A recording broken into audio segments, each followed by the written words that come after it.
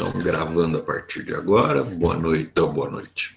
Bom dia novamente para os alunos de Medicina, 8º período, disciplina PRODEP.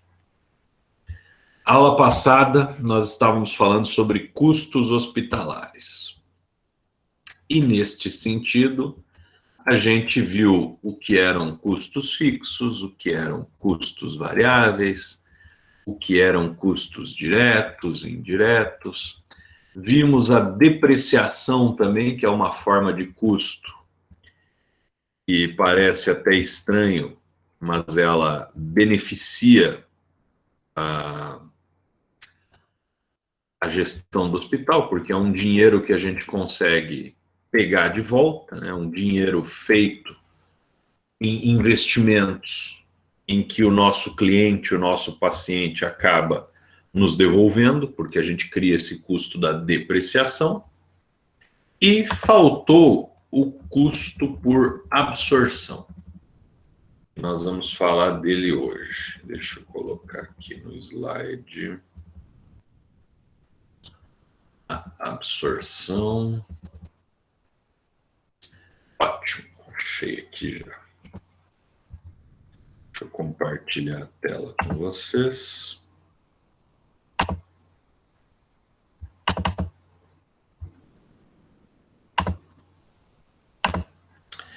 Muito bem, custeio por absorção. O que é isso e por que ele é interessante que a gente conheça? Como a gente estava discutindo a aula passada, o hospital é como um shopping center, né? Você tem um monte de setores envolvidos ali dentro. Lavanderia, hotelaria, cozinha, etc. Estacionamento, setor de imagens, setor de UTI, setor de internamento, pronto-socorro, e aí vai. Quando você faz o custo do hospital, você vai ver lá, custo direto é tanto, custo indireto é tanto, custo fixo é tanto, custo variável é tanto. Mas no hospital como um todo. Mas, se você conseguir, do mesmo modo que você fraciona estes departamentos dentro do hospital, você conseguir fracionar também os custos de cada departamento, você estará fazendo um custo por absorção. E por que isso é interessante? Porque você começa a verificar quanto custa efetivamente cada setor desses do hospital. E aí, quando você consegue separar o que é a receita também de cada setor desses do hospital, você começa a perceber que determinados setores são mais importantes que outros, ou determinados setores não te dão o retorno que você gostaria de ter. E como a gente já tratou da questão do custo de oportunidade, tudo bem, determinado departamento não é o que eu gostaria, ele não tem a rentabilidade que eu gostaria, mas o que eu vou fazer? Agora já está lá, eu vou ter que deixar. Não, eu posso simplesmente terceirizar aquele departamento. Eu posso enviar para outro local, né? Pegar aquele meu, vamos supor, o setor de imagem, no que tange ao tomógrafo, não está dando o retorno que eu estava esperando. Eu posso simplesmente alugar aquela parte do hospital, alugar o meu tomógrafo para outra pessoa que vai terceirizar esse serviço, ela vai me pagar um valor fixo mensal pela utilização do espaço e do aparelho, além da manutenção do aparelho quando precisar, e eu não vou ter outros custos envolvidos com aquilo, no final das contas pode ser mais vantajoso para mim. Então, empresas grandes, fábricas, etc., eles usam muito esse tipo de custeio porque eles conseguem analisar em cada departamento que está ocorrendo. Então vamos lá, custeio por absorção é um método de custeio em que são apropriados todos os custos de fabricação, sejam eles diretos ou indiretos, fixos ou variáveis.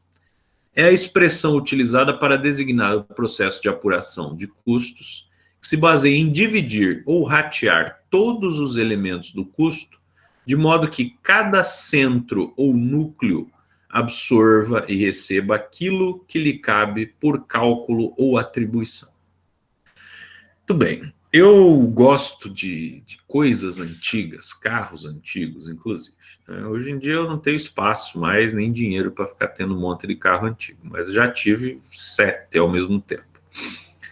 E uma vez eu fui em São Paulo visitar uma restauradora bastante grande de carros antigos, e esse departamento, eu fui olhar lá, o cara fazia tudo no carro, desde o mecânica, estofaria, lataria, tudo, parte elétrica.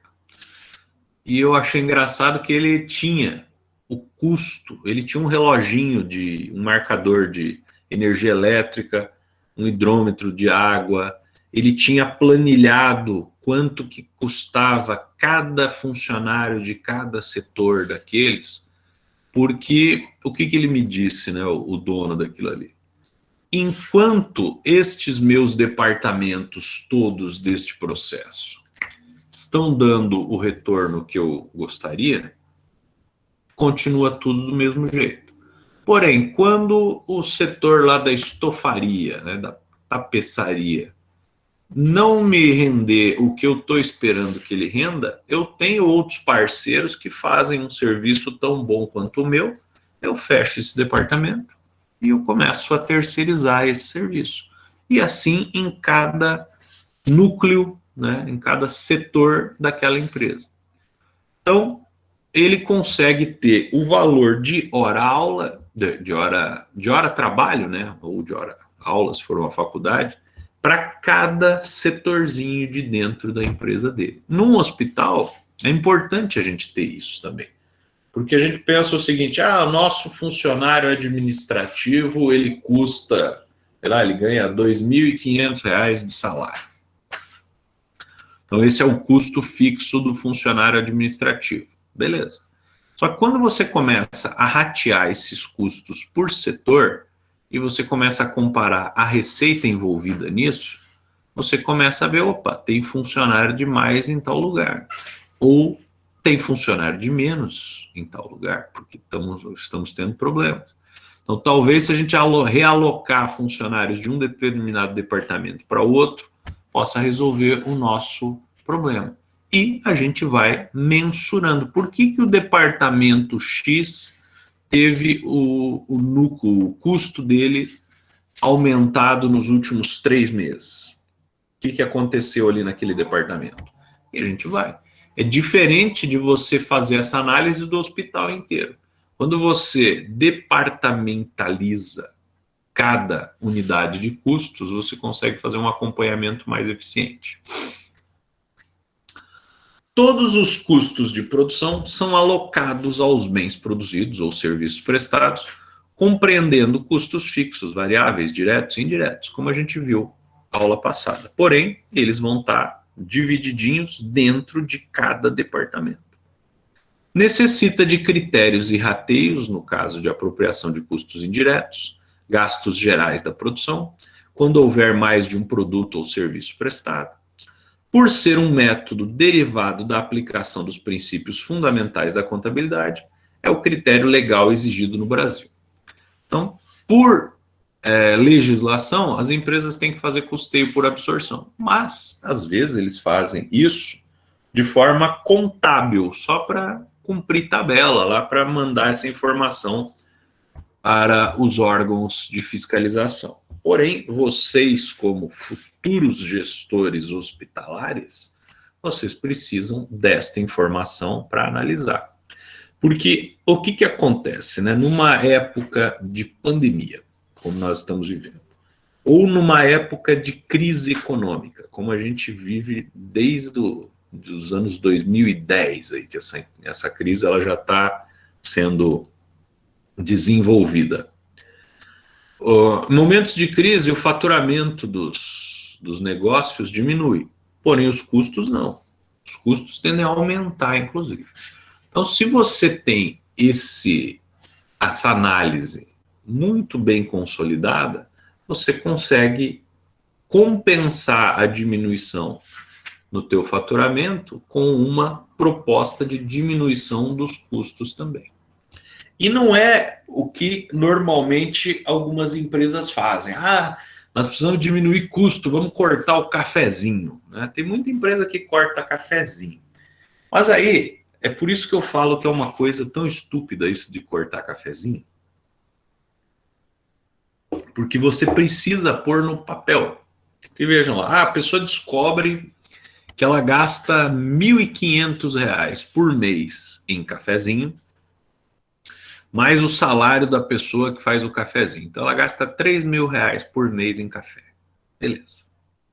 Ah, é muito dinheiro, é um absurdo e tal. Ok. Só que veja, né, o que o café proporciona para os seus funcionários?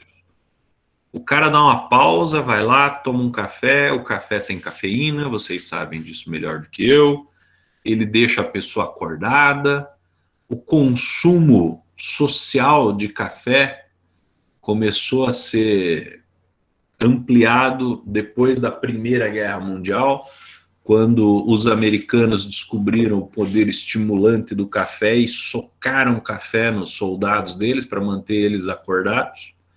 Quando eles voltam da guerra, eles trazem esse hábito para dentro de casa. As empresas começam a perceber isso como algo interessante, então elas começam a fornecer café para os seus funcionários. Então, quando você está oferecendo café para o seu funcionário, você não está dando nenhum benefício para ele. Você está estimulando ele a permanecer ligado, a permanecer trabalhando ativamente. Então, os R$ 3.000 que se gasta de café, isso eu estou falando de uma empresa grande. Talvez não valha a pena você cortar. Outra, né?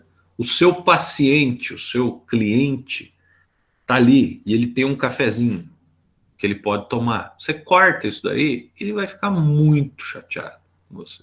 Então aí sim é uma gentileza que você está dando para a pessoa, é um cuidado, é marketing. A gente precisa balizar muito bem essa questão. E uma empresa que eu estava lá esses tempos fazendo uma consultoria que eu achei interessante, o sujeito ele me contou todo orgulho que ele cortado da empresa estava economizando R$ 3.000 por mês, R$ 4.000 por mês.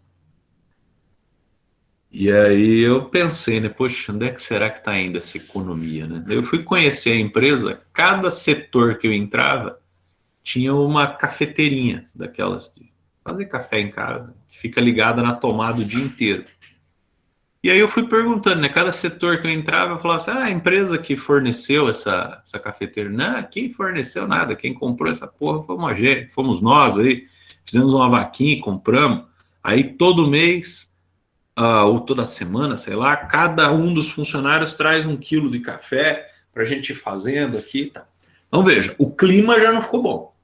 Daqui a pouco nós vamos ver aí clima organizacional das empresas também. A gente já viu que o clima não é legal. Ok. E aí, eu perguntei para o dono da empresa depois, você já fez o cálculo para ver quanto custa, sei lá, 70 maquininhas de café, 80 maquininhas de café ligadas na tomada o dia inteiro fazendo café? Então o cara falou, não, por quê? Eu falei, não, porque não sei se você já viu, mas todos os setores têm uma cafeteira ligada o dia inteiro ali, e nego fazendo café o dia inteiro e esquentando o café o dia inteiro, porque aquela maquininha, diferente de uma térmica, ela não se mantém aquecida, tem que ficar na tomada para aquecer. Aí o cara fala, não, mas isso aí é irrisório. É irrisório, você vai botar no papel esse irrisório, você acaba gastando de energia elétrica a mesma coisa que você gastava fornecendo o café para o povo, e o povo ainda está puto porque eles tiveram que comprar a máquina, tem que comprar café todo dia, toda semana, sei lá. Então, são aquelas economias burras que às vezes as pessoas fazem. E a gente precisa pensar nisso de uma forma antecipada. Pior do que isso ainda são outras empresas que eu conheço aí que proíbem, né, o funcionário cortar o café proíbem o funcionário de trazer a maquininha dele de café, e aí colocam aquela maquininha de café expresso com moeda, que a pessoa, ela quer tomar um café, ela vai pagar pelo café, vai pôr lá também. Acaba o funcionário, ele não tem dinheiro para ficar pagando R$ 4, R$ 5 cada vez que ele vai tomar um café. Ele acaba não tomando café, fica frustrado e fica com sono e mal-humorado o dia inteiro. Então são as economias burras. Quando as pessoas falam que o primeiro corte na empresa é o corte do cafezinho, é porque a pessoa não entende absolutamente nada de custos e dos benefícios desse café para a organização. Mas tudo bem.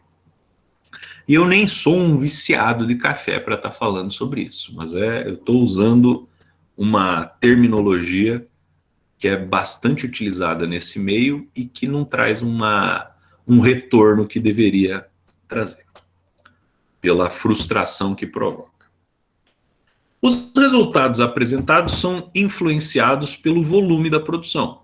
Sim, aquele setor específico está produzindo mais, ele vai ter um resultado diferente, ele vai ter custos variáveis, custos diretos maiores que outros setores. Não identifica margem de contribuição, diferença entre o processo de venda e o custo do produto. E veja, quando você está num hospital, é mais fácil de você fazer isso do que numa empresa. Porque no hospital, você tem um setor de custos também bem delimitado em cada departamento. Então, o cara terminou de ser atendido no pronto-socorro, você já tem o custo dele. O cara está lá no quarto, você tem o custo dele. Então, é mais fácil de fazer do que numa empresa, numa indústria, por exemplo, que você tem que fracionar muitas coisas, né? Então, no hospital, o que você vai ter que fracionar para chegar nesses custos por absorção? O departamento administrativo, por exemplo, porque o administrador do hospital, ele tem um custo. E esse custo, ele não está envolvido em um departamento só, ele está envolvido em todos os departamentos. Então, a dificuldade do hospital é você mapear tudo que é administrativo e aí fracionar essa administração por departamentos. Mas, se você tiver funcionários administrativos ligados diretamente a um setor, aí você pode colocá-los naquele centro de custos. Estabelece o custo total unitário do produto e do serviço, indicado para decisões realizadas ao longo prazo.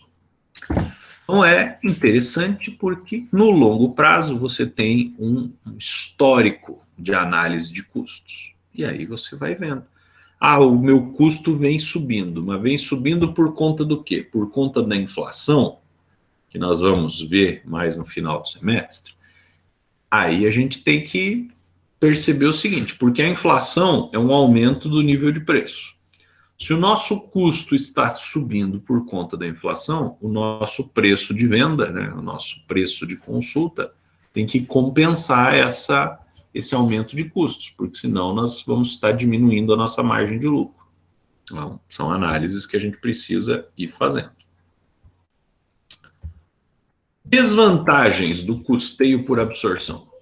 Utiliza-se rateios para distribuir os custos entre os departamentos ou produtos, uma vez que nem sempre tais critérios são claros e objetivos, podendo distorcer os resultados, penalizando alguns produtos e beneficiando outros, e mascarando problemas como ineficiências e desperdícios produtivos.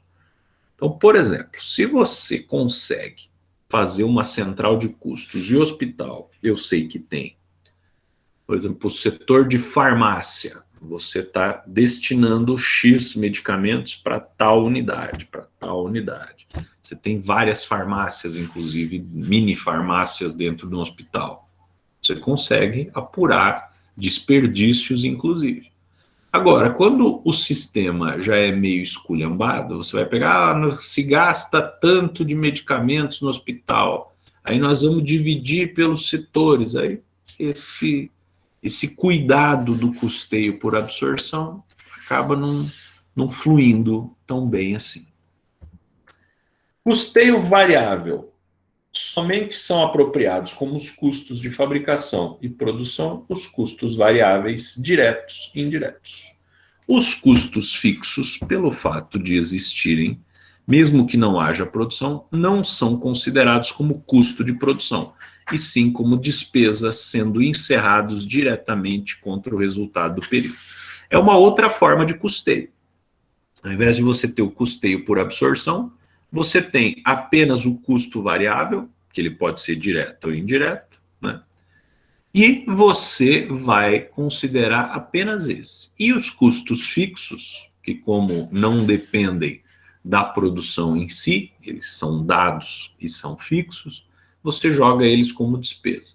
Qual que é o grande problema disso? É você não ter um rateio eficiente das coisas. Então, por exemplo, o aluguel. Eu não consigo saber por departamento aonde que esse aluguel está influenciando mais ou menos. A energia elétrica, eu não consigo, o telefone ou internet, eu não consigo ver em que departamento isso está influenciando mais ou menos. No custeio variável, são englobados aí custos variáveis diretos e indiretos, não necessita de critério de rateio, o que é direto, o que é indireto, acabou. Os custos fixos são considerados como despesa, já falei. Os resultados são apresentados, não influenciam no volume das vendas. Identifica a margem de contribuição unitária global. Aí você chega num hospital à seguinte conclusão. O custo de atendimento por um paciente é R$100. Tá, mas que paciente é esse? Um paciente em geral. Tá, mas é o paciente do pronto-socorro, é o paciente da UTI, é o paciente que fez cirurgia cardíaca, é o paciente que está simplesmente fazendo uma consulta ali de rotina. Que tipo de custo por paciente é esse, né? Custeio variável é completamente ineficiente no hospital. Que a gente precisa, sim, departamentalizar todos os nossos custos. Estabelece um custo parcial unitário de produtos e serviços, uma vez que considera os custos variáveis, indicado para decisões realizadas no curto prazo. Num hospital, nem no curto prazo. No hospital, a gente precisa conhecer muito bem cada departamento. Desvantagens: o custeio variável tem como desvantagem o fato das informações não serem apropriadas para decisões de longo prazo. Além disso, os resultados do custeio variável não são aceitos para preparação de demonstrações contábeis de uso externo. Então, por exemplo, o teu hospital virou uma SA, uma sociedade anônima, você tem que prestar contas do teu hospital. Custeio variável não serve, porque ninguém quer saber quanto que é o custo variável do teu hospital. As pessoas querem saber quanto que é o custo de cada setorzinho. Porque cada setorzinho vai ter o seu preço de venda. E só com custos departamentalizados é que você consegue fazer isso. Principais diferenças entre apuração por custeio de absorção e custeio variável. Todos os custos de fabricação são considerados como custo do produto e do serviço, na absorção. No variável, apenas os variáveis.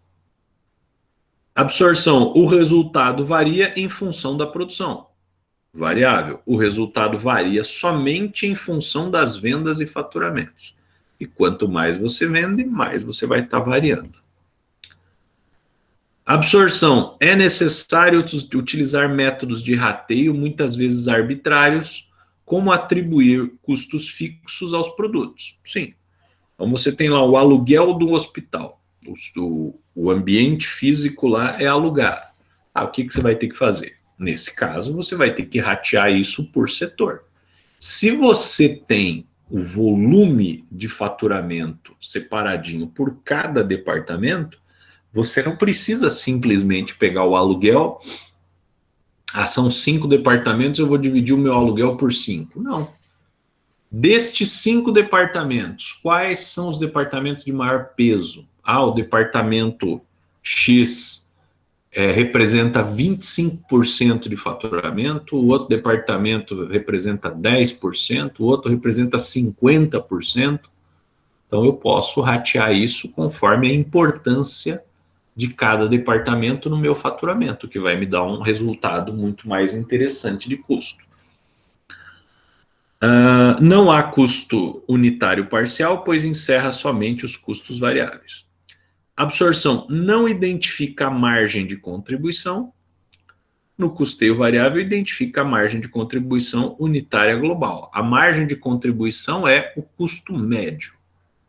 Então, no custeio por absorção, eu não tenho um custeio médio, mas esse custeio médio não tem função nenhuma para mim, né? Por absorção, importante para decisões de longo prazo, variável importante para decisões de curto prazo em empresas que não sejam hospitais. Numa clínica, eu tenho minha clínicazinha. Custeio variável, tá tranquilo, eu tenho lá um médico, 2 funcionários, o aluguel, a internet e tal. Eu não preciso de custeio por absorção, não. Eu quero saber quanto aquela impressora gasta, né, para saber o custo de cada folha impressa. Isso é besteira. O variável funciona muito bem. Um hospital inteiro, aí não. Aí eu preciso saber exatamente cada qual. Considerações finais. Então, essa nossa conversa sobre custos diretos, indiretos, fixos, variáveis, depreciação, custeio por absorção, o custeio variável, fornece informações sobre a rentabilidade e o desempenho das atividades da organização, pois possibilita o controle e auxilia no planejamento e na tomada de decisões. Eu sempre digo que se a gente não tem custos e faturamento muito bem descritos na nossa mão, a probabilidade da gente ter uma quebra assim é muito grande.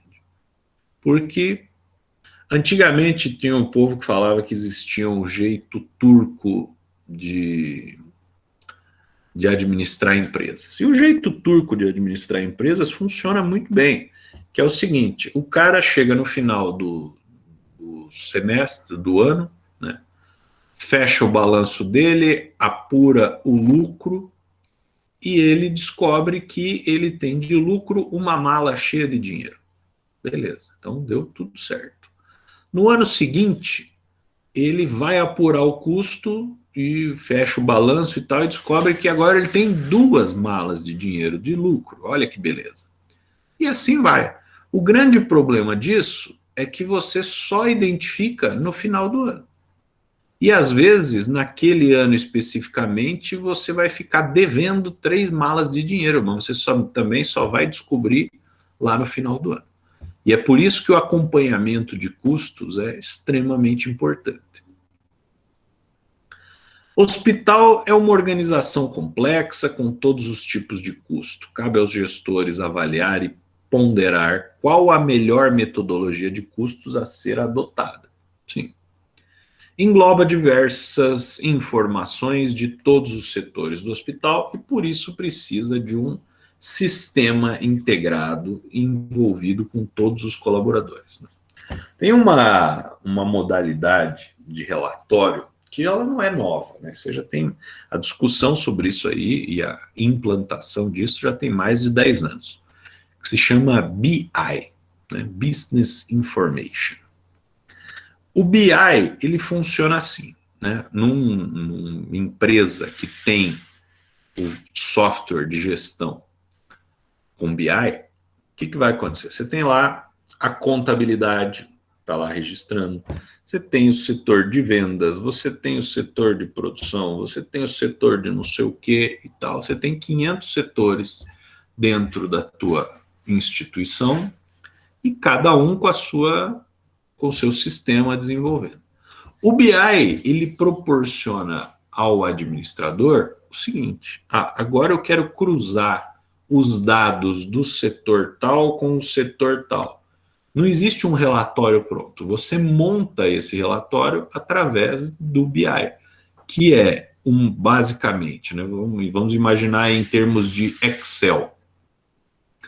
Você tem lá 500 planilhazinhas do Excel dentro do mesmo arquivo. Cada planilha é uma tabela com as informações de cada setor. O BI, ele vai fazer o quê? Com base na tua decisão de relatório, ele vai criar uma fórmula em que ele começa a comparar algumas dessas planilhas. Isso é o BI, isso é fundamental para uma gestão eficiente de custos hospitalares. Então aí tem algumas bibliografias usadas para a gente montar isso aqui. E finalizamos esta primeira parte dos custos. Mas não serve, o Davi está me dizendo aqui, sem café não dá, é verdade, Davi. Também não acho que tenha condição. Tudo bem, terminada a primeira parte dos custos, vamos para a segunda parte dos custos. Aqui já envolvendo cálculos, né? Mas não se preocupem com estes cálculos, porque estes cálculos são tranquilos. Deixa eu ver aqui que eu baixei custos marginais, tá aqui. Muito bem. Agora já são custos que a gente utiliza na economia, quando a gente vai tentar criar condições de... Porque, veja, até agora a gente não falou de minimização de custos e maximização de receitas. O que a gente falou? Os custos são assim, assado, e os custos são importantes para a gente ter noção de como a nossa empresa funciona, como é que estão ocorrendo o comportamento desses custos. A partir de agora, a gente vai dar uma definição econômica para custo e para produção. São definições muito próximas, muito parecidas. Só que elas são inversas. Por quê? Porque quando eu estou falando de produção, eu quero produzir o máximo possível para eu ter uma eficiência maior e, consequentemente, uma lucratividade maior. Quando eu estou falando de custos, eu também quero uma eficiência máxima. Só que ele vai representar no menor custo possível. Então, o que é a gestão eficiente de custos, né? É eu ter o máximo de produção com o mínimo de custo. É essa a meta que nós devemos perseguir sempre nas nossas empresas. Então vamos lá. Teoria da oferta da firma individual. Isso aí é um ramo da economia que está dentro da microeconomia, que está dentro de uma coisa chamada teoria da produção. Nós não vamos precisar entrar nesses meandros todos, a gente só vai entrar no que nos interessa, que são essas duas teorias aqui. Teoria da produção e teoria dos custos de produção. Como eu já estava antecipando, o que se preocupa a teoria da produção? Preocupa-se com a relação técnica ou tecnológica entre quantidade física de produtos ou serviços, que são os nossos outputs, que são o que está saindo, né? E os fatores de produção, que são os nossos inputs. Então, vejam, num hospital, eu tenho vários fatores produtivos. O que são fatores produtivos, primeiramente? É tudo que se usa para produzir alguma coisa, seja ela um produto ou um serviço. Então vamos lá, o que são fatores produtivos de um hospital? Você tem os médicos, né? Fator mão de obra. Você tem os enfermeiros, fator mão de obra. Você tem os técnicos, fator mão de obra. Você tem as máquinas, os equipamentos, né? São fatores produtivos, eles nos ajudam a produzir. Você tem as estruturas físicas. Então você tem uma série de fatores de produção. Como o nosso autor aqui diz, relação entre quantidade física de produtos, ou seja, quantidade física de pacientes que eu estou atendendo, e a relação com os nossos fatores de produção. Então eu tenho um tomógrafo, é um fator de produção. Este tomógrafo dá conta de atender quantos pacientes? Eu tenho um médico lá no pronto-socorro. Esse médico dá conta de atender quantos pacientes? É essa a relação. Considerando que algumas coisas têm um custo fixo, por exemplo, o enfermeiro, que está lá no meu pronto-socorro, ele tem um custo fixo. Ele não vai ganhar de acordo com a quantidade de pacientes que ele atenda, beleza?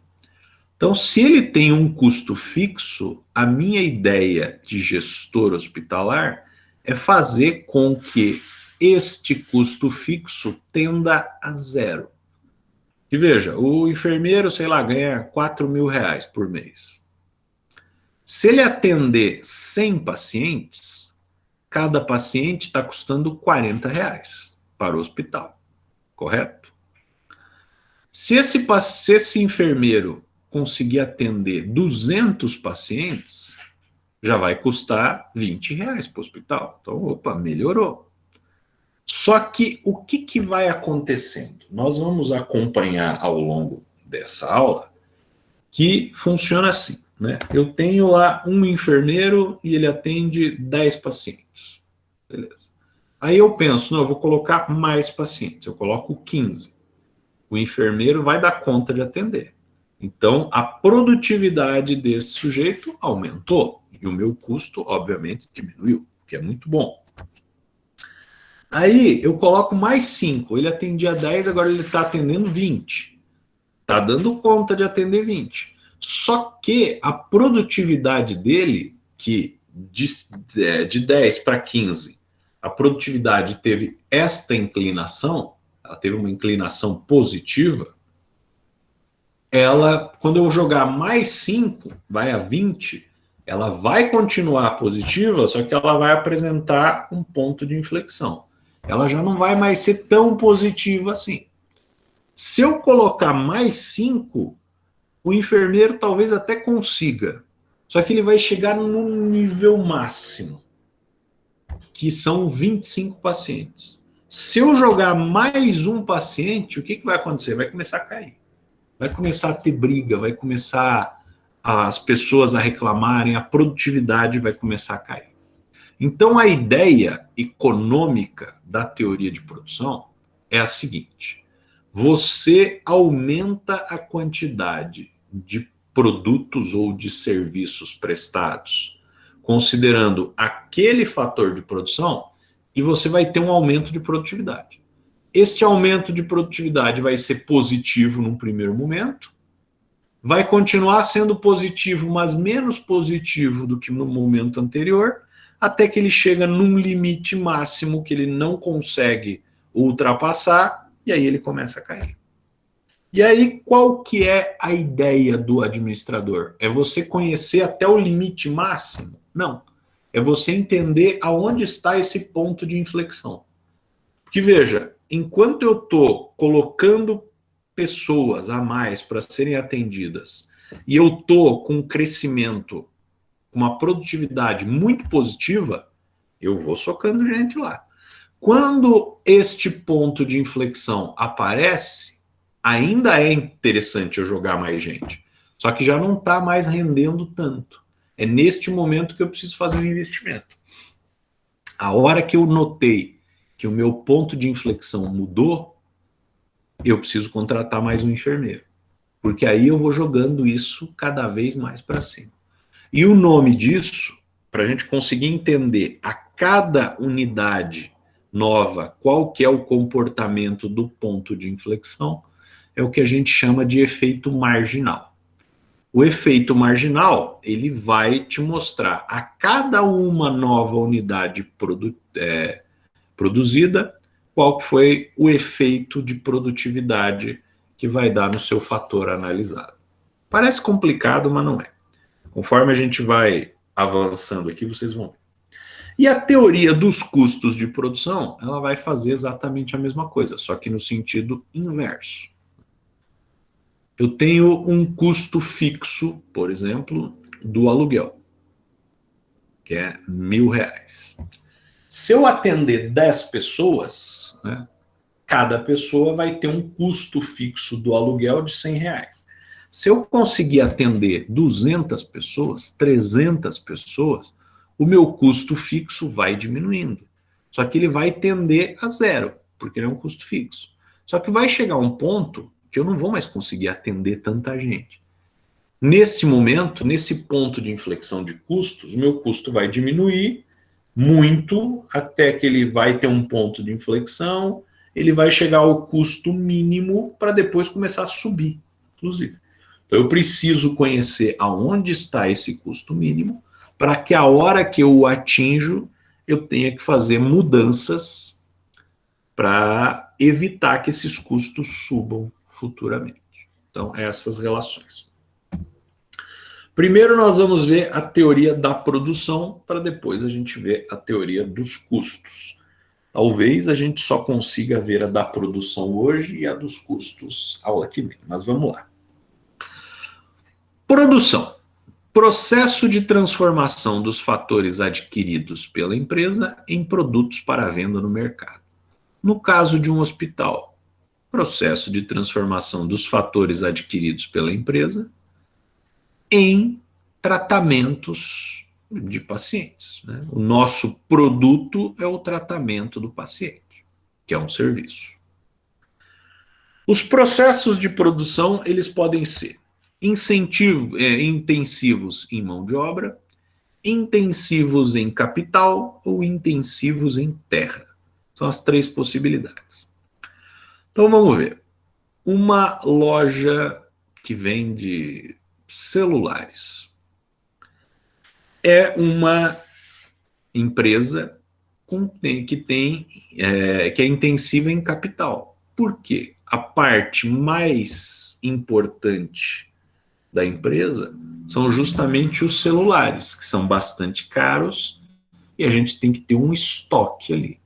Então, você vai ter um funcionário ou dois, não vai pesar tanto assim na tua empresa. O que mais pesa são os fornecedores. É uma empresa intensiva em capital. Você tem uma fazenda que você produz soja. Ela é intensiva em terra. Você vai ter meia dúzia de funcionários lá, você vai ter maquinário e etc., mas o pesado do negócio é a terra, que eu vou ter que comprar. Quando você está falando de uma prestadora de serviços, por exemplo, uma faculdade, ela é intensiva em mão de obra. A coisa mais importante que tem ali, o maior custo que essa empresa tem, é com o pagamento de mão de obra. O hospital, eu sempre digo que ele é muito complexo, porque é um processo de produção intensivo em mão de obra, né, porque normalmente não existem muitas máquinas que curam ou que tratam os pacientes. Então, quem tem que fazer isso são as pessoas, e um hospital tem muito funcionário, então é um empreendimento intensivo em mão de obra, e o hospital também ele não se faz só com a mão de obra. Ele precisa ter estrutura física, ele precisa ter máquinas e equipamentos caríssimos, então ele também é intensivo em capital. Precisa se pôr muito dinheiro dentro de um hospital para a gente montar. Então tá aí a complexidade também. Nos processos de produção você tem também processos de produção simples e processo de produção múltiplo, né? Processo de produção simples, produção de um único produto. Então eu tenho lá uma clínica dermatológica. O que eu produzo lá? Consultas dermatológicas. Pronto. É um processo de produção simples. Eu tô com um problema no rim. Eu não vou atender, porque é uma clínica dermatológica. Só atendo problemas de pele. Processo de produção múltiplo, quando é mais de um produto. O hospital, então, ele atende N especialidades, além de centro cirúrgico, pronto-socorro e etc. Então, é um processo de produção múltiplo. Temos vários fatores envolvidos. Mas, independente do processo de produção intensivo ou não de capital, simples ou complexo, uma coisa é certa: existe eficiência do método e existe eficiência econômica. Eficiência do método: uso de menor quantidade de insumos para produzir uma quantidade equivalente de produtos. Então, eu tenho lá um medicamento. Eu comprei uma cartela de medicamento. Eu vou usar aquele medicamento não necessariamente para um paciente, eu vou usar para vários pacientes. Se eu consigo utilizar aquela cartela, esgotando-a e tratando os pacientes, eu estou tendo uma eficiência do método. Quando eu utilizo aquela cartela com alguns pacientes e acaba parte destes medicamentos indo para o lixo, eu não estou tendo a eficiência do método. Então, a eficiência do método é algo que ela nunca vai ser 100% eficiente. A gente vai buscar essa percentual de 100% que nós nunca vamos atingir, mas a gente vai tentar fazer. Isso, essa é a busca sempre pela eficiência do método. Eficiência econômica é associada ao método de produção mais barato para produzir uma determinada quantidade de produto. Parece a mesma coisa, mas não é. Então, eficiência do método, eu estou usando o meu insumo todo, eu não estou tendo desperdício, ou eu estou buscando a eficiência de não ter desperdício algum. Beleza. Nós não estamos falando ainda de mais barato ou mais caro. A eficiência econômica é quando eu estou fazendo isso da maneira mais barata possível. Aqui entram algumas questões. Questões, por exemplo, de qualidade. Por que uma pizza em determinado lugar custa, sei lá, R$40 e numa outra empresa ela custa R$80? Do mesmo sabor, do mesmo tamanho, etc. Porque existe uma qualidade envolvida. Em ambas as pizzarias, busca-se a eficiência do método. A gente precisa fazer sem desperdício. Maximizar a utilização dos nossos insumos. Porém, uma delas está preocupada em ser a pizza mais barata e atingir um número de clientes grande, talvez, ou um nicho de mercado específico, e a outra está preocupada em ter serviços de alta qualidade que vai atingir um outro público. Beleza? Então, e mesmo assim, ela pode estar tentando procurar o mais barato, mesmo tendo insumos muito mais caros que da outra. Então, uma coisa é eu produzir com desperdício zero, eficiência do método, e a outra coisa é eu fazer o mesmo serviço com o custo mais barato possível, eficiência econômica. Função da produção. Relação que mostra a quantidade física obtida do produto a partir da quantidade física utilizada dos fatores de produção em determinado período de tempo. Aqui eu preciso fazer a análise individualmente. Então, por exemplo, eu quero fazer fator mão de obra enfermeiro. Então, eu vou pegar a relação entre pacientes atendidos e número de enfermeiros. Eu quero fazer uma relação de um tomógrafo com o número de pacientes. Eu vou pegar o tomógrafo e o número de pacientes que ele consegue atender. É essa relação. A função de produção é feita assim. Eu não consigo fazer a função de produção do hospital como um todo. Ela vai dar uma média. Então, a função vai ser uma função entre N e K, onde N, quantidade utilizada de mão de obra, e K, quantidade utilizada de capital. Vamos ver como que isso funciona. Fatores fixos e fatores variáveis de produção. Como a gente já viu custos, a gente imagina também o que são os fatores variáveis de produção e os fatores fixos de produção. Então, por exemplo, eu tenho um tomógrafo. Tomógrafo é um fator fixo de produção. Não aumenta a minha quantidade de pacientes, eu não posso aumentar proporcionalmente o número de tomógrafos que eu tenho. Ele está ali. Ah, professor, mas futuramente você pode comprar outro. Isso, futuramente. É por isso que existem dois tipos de análise, que daqui a pouco vai aparecer aqui. A análise de curto prazo e a análise de longo prazo. Análise de curto prazo. Eu tenho fatores fixos e fatores variáveis. Exemplo, o meu tomógrafo hoje é fixo. Se aumentar o número de pacientes, eu vou comprar outro tomógrafo. Mas quando? No longo prazo. Então, no curto prazo, eu vou considerar ele fixo. No longo prazo, eu não sei por quê. Daqui a 5 anos eu vou ter um tomógrafo, 2, 3, 5, 25? Não sei. Eu preciso entender o que acontecerá no longo prazo. Então, numa análise de longo prazo, não existe fator fixo, tudo são variáveis, porque eu não sei.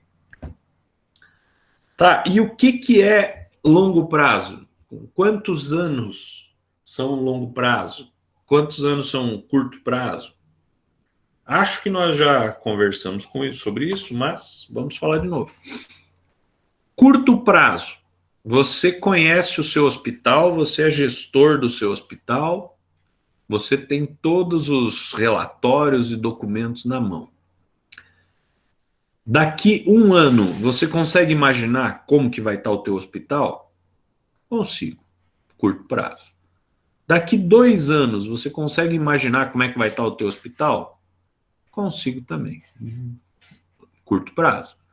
Daqui 5 anos, você consegue analisar como é que vai estar o teu hospital? Mais ou menos, mas acho que ainda consigo, curto prazo. Daqui a 8 anos você consegue? Não, 8 anos é muito tempo, não consigo, longo prazo. Então, o curto prazo não tem uma fórmula que vai te dizer, olha, o curto prazo é até 3 anos, o longo prazo é acima de 3 anos. Porque isso vai depender da percepção do administrador daquele negócio. A minha análise de curto prazo é quando eu consigo, até o ponto que eu consigo entender que existem custos fixos e custos variáveis, fatores fixos, fatores variáveis. Quando eu já não tenho mais noção de o que vai ser fixo e o que vai ser variável, eu estou falando de longo prazo. Fatores de produção variáveis. Quantidades utilizadas variam de acordo com o volume de produção. Então, no hospital, o que seriam fatores de produção variáveis? Né?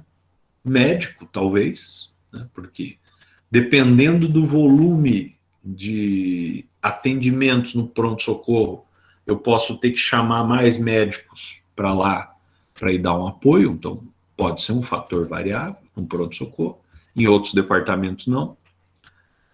Né? Fator de produção variável, com certeza vão ser medicamentos, né? Porque quanto mais pacientes você atender, mais medicamentos você vai estar utilizando. Fatores de produção fixos, quantidades não mudam quando a quantidade de produto varia. O meu pronto-socorro atendeu 5 pacientes, eu precisei de tantos enfermeiros, tantas macas, tantos respiradores, tantos cilindros de oxigênio. Naquele final de semana atenderam 25 pacientes, os 5 enfermeiros deram conta, as 5 macas deram conta, os respiradores deram conta e assim sucessivamente. São fatores fixos. Relação entre quantidade produzida e quantidade utilizada dos fatores. No curto prazo, aquilo que a gente estava falando. Período em que pelo menos um fator de produção se mantém fixo, em função da produção. Então, eu sei que 5 macas lá no meu pronto-socorro são suficientes. Tá, e daqui 10 anos? Não faço a menor ideia. Então, eu não posso considerar, num planejamento de longo prazo, aquelas 5 macas. Eu vou ter que aumentar esse número de macas. Consequentemente, se eu aumentei, ele já não é mais fixo, ele é variável. Mas uma vez aumentado, ele volta para o curto prazo e volta a ser fixo. Longo prazo, todos os fatores de produção são considerados variáveis, justamente porque eu não sei qual vai ser o comportamento da minha produção no longo prazo. Análise de curto prazo, que é o que basicamente interessa, porque a análise de curto prazo vai te dar subsídios para você depois planejar o longo prazo. Quantidade produzida só depende de uma variação da quantidade utilizada do fator variável. Por quê? Porque o meu fator fixo, ele é fixo e vai continuar fixo no curto prazo. Então, a minha relação de produção, a minha quantidade produzida, só vai variar o fator variável. Para eu atender 10 pacientes, eu vou precisar de X médicos e Y medicamentos. Os enfermeiros, as macas, a estrutura física, etc., permanece a mesma. Para eu atender 40 pacientes, eu vou continuar usando as mesmas macas, porque elas são fixas, mas eu vou precisar de mais médicos, mais medicamentos. Produto total. Quantidade de produto obtido da utilização do fator variável, mantendo-se fixa a quantidade dos demais fatores. Ou quantos pacientes eu atendi no meu pronto-socorro no fim de semana passado? Ah, eu atendi 60 pacientes.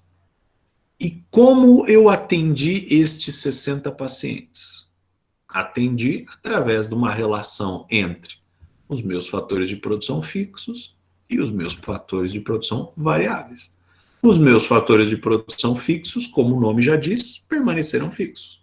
Os meus fatores variáveis variaram ao longo deste fim de semana.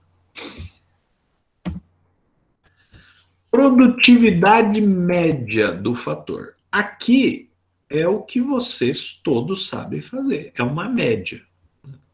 Eu tenho o fator tanto, atendeu tanto, aquele dividido por aquele deu a média. Então, resultado do quociente da quantidade total produzida pela quantidade utilizada deste fator. Então, estamos falando de enfermeiras. Eu tenho lá 5 enfermeiras e atenderam 25 pacientes. A produtividade média do fator enfermeira foram 5 pacientes. Tá, mas teve a enfermeira que atendeu 8 e a outra atendeu 3. Não importa. O que importa é a produtividade média do fator. Foi tanto. E aí eu posso ver produtividade média da mão de obra. Quantidade de produto sobre o número de trabalhadores. Eu atendi 25 pacientes, 5 enfermeiras, cada uma, na média, atendeu 5. Produtividade média do capital. Quantidade de produto pela quantidade de máquinas. Eu estou falando do meu tomógrafo. O meu tomógrafo, ele atendeu 40 pessoas. Quantos tomógrafos eu tenho? Atendeu 40 pessoas, então 40 dividido por 1. Eu tive uma produtividade média do tomógrafo de 40 pessoas. Se eu tivesse 2, eu ia dividir 40 por 2. Tá, mas um tomógrafo atendeu mais do que o outro. Não importa. A produtividade média daquele fator foi 20. Produtividade marginal. Aí é que começa a ficar interessante agora, porque esse é um conceito que vocês não conhecem, ou pelo menos eu acho que vocês não conhecem. Produtividade marginal é a relação entre as variações do produto total e as variações da quantidade utilizada do fator. Ou seja, variação do produto total quando ocorre uma variação do fator de produção. Então vamos lá. A minha produção aumentou X. o meu fator variável aumentou Y. Qual que foi esta relação? Agora eu já não estou mais falando de média. Conforme eu vou aumentando o número de pacientes, como é que se dá a produtividade das minhas enfermeiras?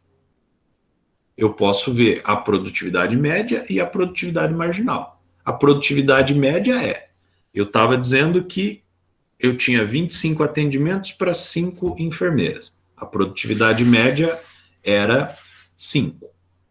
Aí eu aumentei para 30 pacientes e eu deixei as mesmas 5 enfermeiras. A produtividade média foi para 6, o que é bom. Daqui a pouco ela vai começar a cair. E a produtividade marginal vai me mostrar aonde nós atingimos o pico máximo e precisamos contratar mais uma enfermeira para essa produtividade não despencar. A produtividade marginal vai ver a relação entre uma unidade a mais produzida com o fator específico que eu tenho. Já vamos ver isso numa tabela que vai funcionar direitinho. Produtividade marginal da mão de obra, variação de produto ao acréscimo de uma unidade de mão de obra, produtividade marginal do capital, variação do produto ao acréscimo de uma unidade do capital.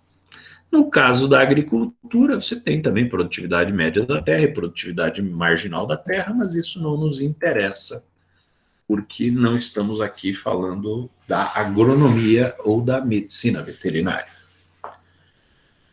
Lei dos rendimentos crescentes de escala. Aqui começa a ficar interessante, porque veja, a lei dos rendimentos crescentes, ela vai nos dizer o seguinte: quanto mais você aumenta o número de produtos para um mesmo fator, cada vez você vai ter uma produtividade maior.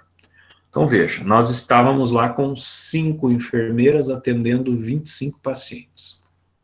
Produtividade média de 5. Eu aumentei 5 pacientes. As enfermeiras deram conta. Subiu a produtividade média para 6. Se eu colocar agora 35 pacientes, talvez as enfermeiras ainda deem conta. E a minha produtividade, ela não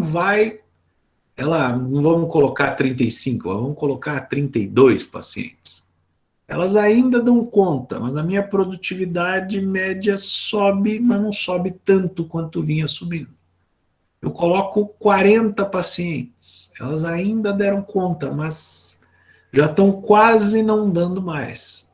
Então eu estou tendo rendimento crescente de escala, só que ele começa a apresentar um crescimento negativo. Parece incoerente essa terminologia, mas os economistas usam.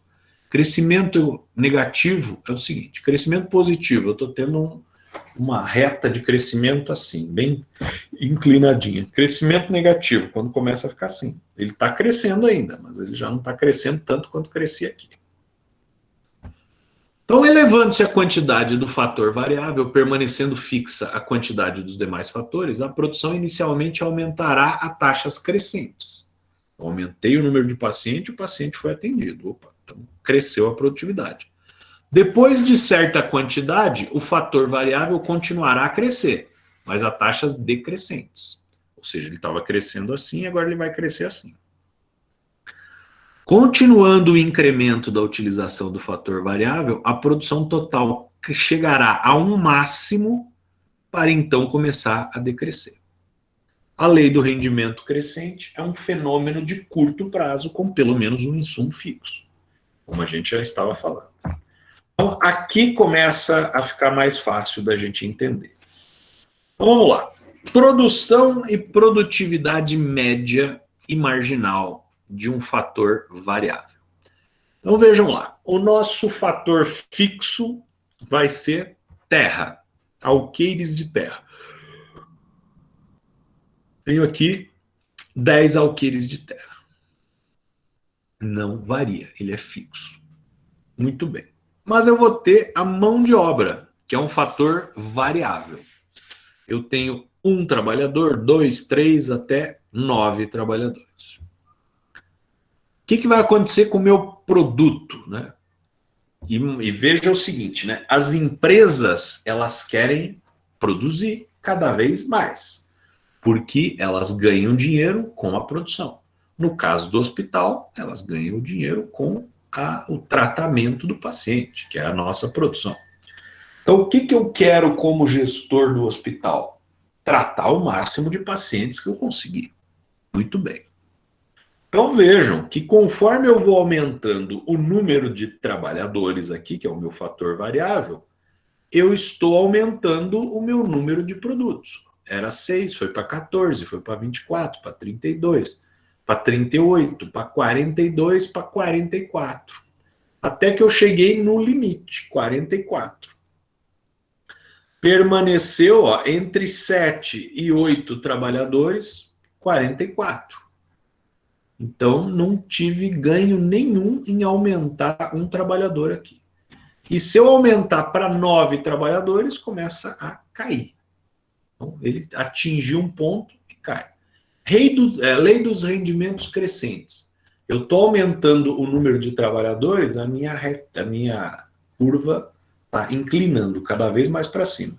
Até que esse aumento de trabalhadores começa a apresentar um crescimento negativo, até que ela chega no topo, que são os 44 trabalhadores, para começar a cair. Então, o que eu já posso dizer de antemão? Eu não preciso do 9º trabalhador. Isto é certo. Também posso dizer que eu não preciso do 8º trabalhador. Porque se eu quero maximizar a minha produção, ter a minha produção máxima, e a minha produção máxima são 44, 7 trabalhadores são suficientes. Então, beleza, aqui eu já elimino o 8º e o 9º trabalhador. Eles não vão me ajudar e começam a me prejudicar, inclusive. Ok, nós falamos de produtividade média do trabalhador. Então, vejam aqui o rendimento crescente de escala. Produtividade média. Então, para um trabalhador produzindo 6 unidades, vai ter uma média de 6. Por quê? 6 dividido por 1 dá 6. Ok. Média de um único trabalhador. Aumentei mais um trabalhador. A produção foi a 14. 14 dividido por 2, 7. A média aumentou. Então, o que está acontecendo? A minha produtividade aumentou. Se 6 trabalhadores produziam 6 unidades, agora se um trabalhador produzia 6 unidades, agora 2 trabalhadores estão produzindo 14. Está produzindo bem mais. Lei de rendimentos crescentes. A média foi para 7. Eu pus o 3º trabalhador, a minha produção foi a 24. Então, a minha média subiu ainda mais, de 7 para 8, o que é bom. A minha produtividade da mão de obra está aumentando. Vamos colocar mais um trabalhador, 4º trabalhador. A minha produção vai a 32. A média, 8. Beleza? A média não necessariamente precisa ficar aumentando, mas eu quero o número máximo de média. Então, beleza, chegamos em 8 trabalhadores, mantivemos em 8 trabalhadores. Ok? Quando eu coloco o 5º trabalhador, a minha produção aumenta, mas veja que a minha média começa a diminuir. O que acontece? Neste momento, eu estou tendo um crescimento ainda, mas já atingi o ponto de inflexão. A minha média por trabalhadores começa a cair. Isso quer dizer que eu não devo mais contratar trabalhadores? Não, eu posso contratar mais trabalhadores. Porque considerando a minha média inicial de um trabalhador era 6, até eu chegar em 6 de novo, eu posso ir colocando trabalhador que está indo interessante. Só que vejam que eu atinjo o máximo de 8 de média e depois vai cair. E vai cair a níveis em que o 8º e o 9º trabalhadores aqui dão uma média pior do que a quando eu tinha um trabalhador apenas. Então, isso reforça que o trabalhador número 8 e o número 9 não devem ser contratados mesmo. Muito bem, a produtividade marginal, agora ela vai me dar a relação entre aumento de produto e aumento de trabalhador, porque eu considerei como o fator analisado a mão de obra. Então vamos lá, produtividade marginal do primeiro trabalhador. A produção sobe de 0 para 6, então ela variou 6, e o trabalhador aumenta de 0 para 1, variou 1. 6 dividido por 1, minha produtividade marginal é 6. Ok. Aumentei outro trabalhador, foi de 1 para 2, variou 1. A minha produção varia de 6 para 14, variou 8. Então, 8 dividido por 1, minha produtividade marginal é 8. Muito bem. Aumentei mais um trabalhador, de 2 para 3, variou 1. E a produção de 14 para 24 variou 10. 10 dividido por 1, 10. Produtividade marginal, 10. Aumentei mais um trabalhador, de 3 para 4, variou 1. De 24 para 32, variou 8. 8 dividido por 1, 8. Então, veja, começou a cair a minha produtividade marginal. O que isso me mostra? Que eu terei a minha produtividade máxima por trabalhador, eu terei a minha rentabilidade máxima por trabalhador com 3 trabalhadores. A partir dali, essa produtividade marginal começa a cair. De 8 para 6, para 4, para 2, para 0, para menos 2. Muito bem. Então, aonde é o ponto que eu preciso intervir? É o ponto em que a minha produtividade marginal é igual à minha produtividade média. E aonde está esse ponto? Aqui, ó. 4 trabalhadores, eu tenho uma produtividade média de 8, opa, volta, e uma produtividade marginal de 8. Isso quer dizer o quê? Está na hora de eu melhorar o meu fator fixo. E o que é o meu fator fixo? A terra. Então, quando eu atingir 4 trabalhadores, minto, eu vou ter a produtividade do fator trabalho o máximo que eu consigo extrair. Então, se a minha ideia de produtividade é extrair o máximo que eu consigo do meu trabalhador, eu não preciso parar com o 4º trabalhador, mas eu preciso saber que a partir do 5º trabalhador, para eu ter uma eficiência, eu preciso aumentar o meu fator fixo. Assim, o que vai acontecer? Vamos ver se eu consigo desenhar isso aqui. O problema de não ter quadro, acho que é a única coisa aqui que eu sinto falta da aula presencial é ter o quadro, mas eu vou arrumar um quadro aqui. Então, veja, o meu gráfico, ele vai ter um formato assim. Vamos ver como é que nós vamos desenhar aqui.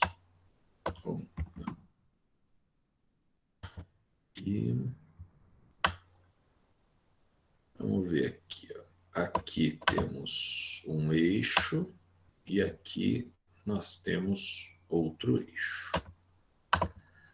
Aqui eu posso considerar o número de trabalhadores e aqui a minha produtividade. A minha curva, né, ela vai se comportar da seguinte maneira. Ela vai vir assim.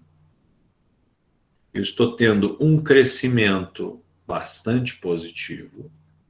E aí ela vai ter um ponto de inflexão aqui, ó, até ela atingir o máximo, onde ela vai começar a cair.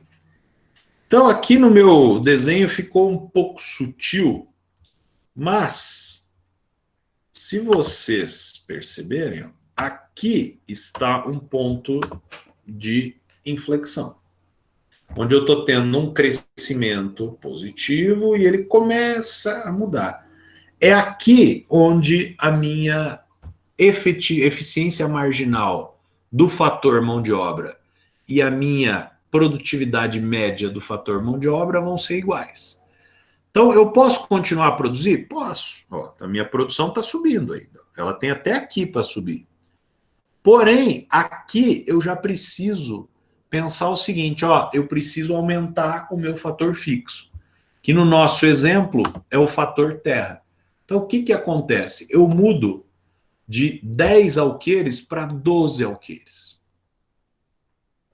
E aí, o que que vai acontecer com essa minha curva? Ela vai fazer isso aqui. Aqui onde está o ponto de inflexão... Opa, não é isso, não. Tem que mudar a ferramenta. Aqui onde está o meu ponto de inflexão, ela vai continuar fazendo assim. Ela vai continuar a subir até um determinado ponto, que ela vai apresentar um outro ponto de inflexão, vai estabilizar e vai começar a cair.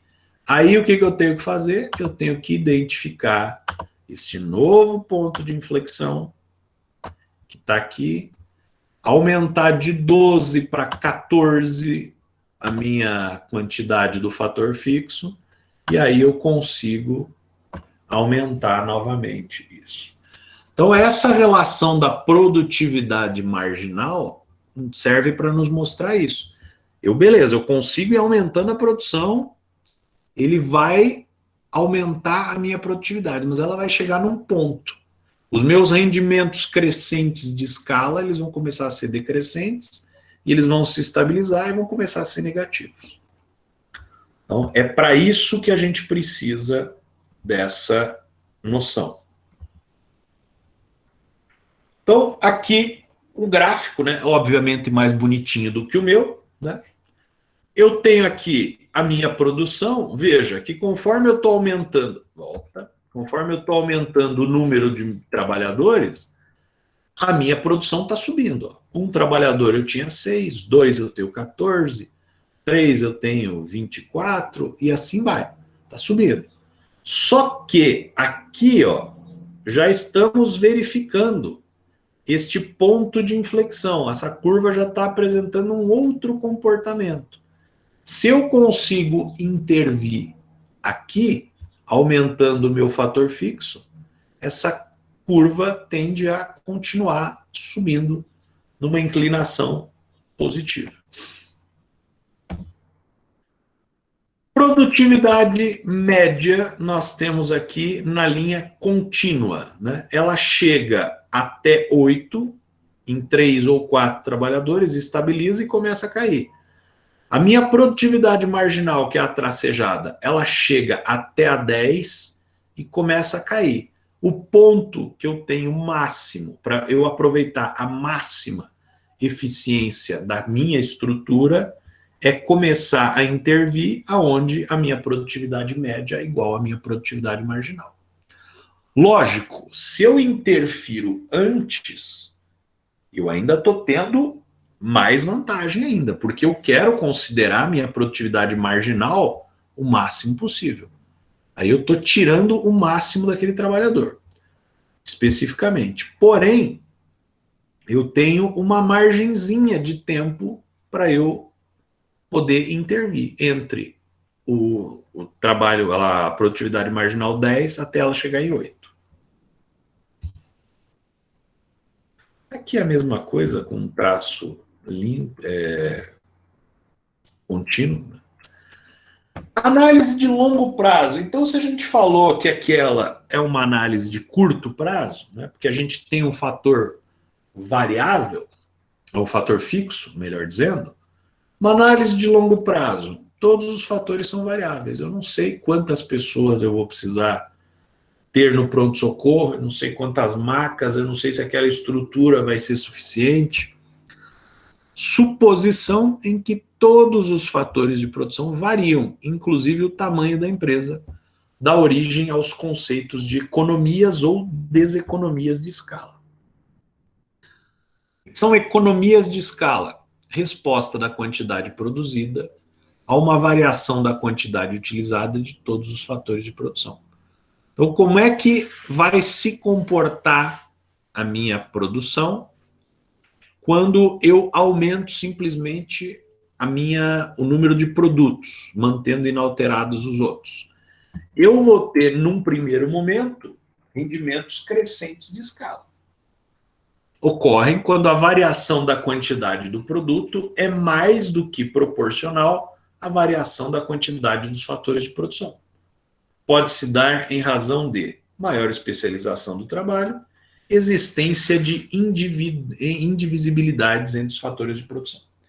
Um exemplo bem prático aí de análise de rendimentos crescentes de escala. Vocês vão numa gráfica fazer um cartãozinho de apresentação ou fazer adesivos para o curso de medicina. O cara da gráfica vai falar o seguinte: quantos você quer? Aí você pensa, na nossa turma tem 60, 70 pessoas, 2 para cada um, vão dar 140 adesivos. Você fala, eu quero um orçamento para 140 adesivos. O cara faz um orçamento para você, que cada adesivo vai custar R$1. Aí você fala para o cara, tá, e se forem 200? 200 eu te cobro 150. Porra, mas daí vai ficar bem mais barato. Por quê? Porque o custo do sujeito é de fazer a matriz. A impressão, o plástico lá do adesivo, pouco importa. O que importa para ele é o montar a matriz e botar para rodar o negócio. Então, ele tem um custo fixo de fazer isso. E aí, quanto mais adesivos, cartões de visita vocês fizerem, menor vai ser o custo eficiente de cada um daqueles cartões para vocês, porque temos rendimentos crescentes de escala. Rendimentos constantes de escala, na hora que a gente atinge aquele patamar máximo, né? Quando a variação do produto do produto total é proporcional à variação da quantidade utilizada do fator. E rendimentos decrescentes de escala, quando a variação do produto é menos do que proporcional à variação da utilização dos fatores de produção. Então, veja, eu coloco lá uma enfermeira a mais. Eu atendia 10 pacientes, agora eu estou atendendo 14 pacientes. Eu atendia 10 pacientes, coloquei uma nova enfermeira, agora eu estou atendendo 22 pacientes. Subiu de 10 para 22. Eu tive rendimentos crescentes de escala. Eu ponho uma terceira enfermeira, agora eu estou atendendo 30 pacientes. Ainda está subindo, mas já está subindo menos. Eu estou tendo ainda crescentes, mas num nível menor.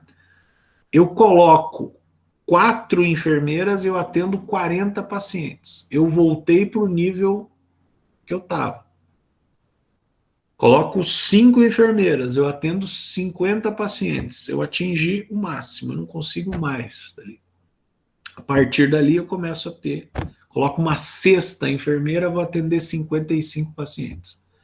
Começo a ter um rendimento decrescente de escala. Muito bem, isto foi a produção, né? Fator de produção. Agora nós vamos fazer os custos de produção. Deixa eu ver que horas são, 20 minutos? Vamos lá.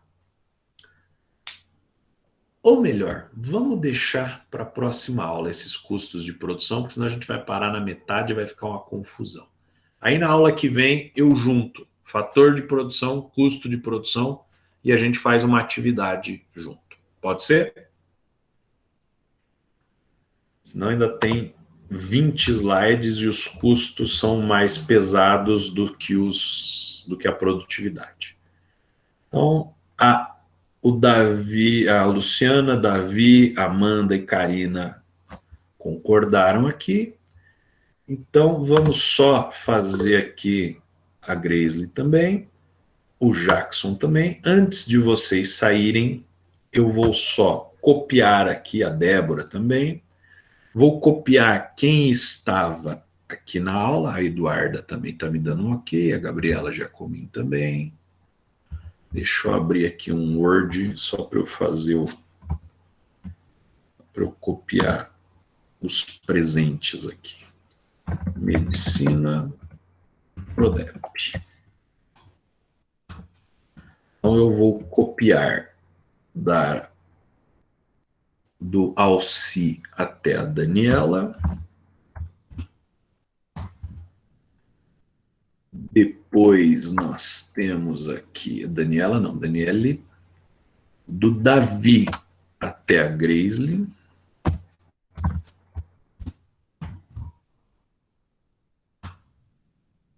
Depois do Gustavo Cavazin até a Juliana Carvati.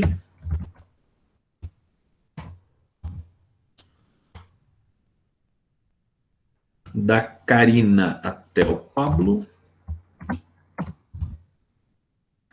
E a Raquel e o William. Beleza, vamos ver o que vocês estão escrevendo no chat. Aqui, Bruna, Diego, Giovana, Felipe, Cláudia e Marisa, ok. Luciana, professor. A Juliana Krause acabou de sair, mas estava na sala. Ok, Juliana, vou anotar aqui. Luciana, melhor dizendo, Juliana Krause. Juliana Krause. Fechou. Então, pessoal, bom resto de semana para vocês. Ouvi dizer que vocês tinham, o Bruno também, já coloco aqui, Bruno. Ouvi dizer que vocês têm prova hoje, então boa prova para vocês. Semana que vem estamos aí, a gente faz uma atividadezinha também. Ok? Até logo.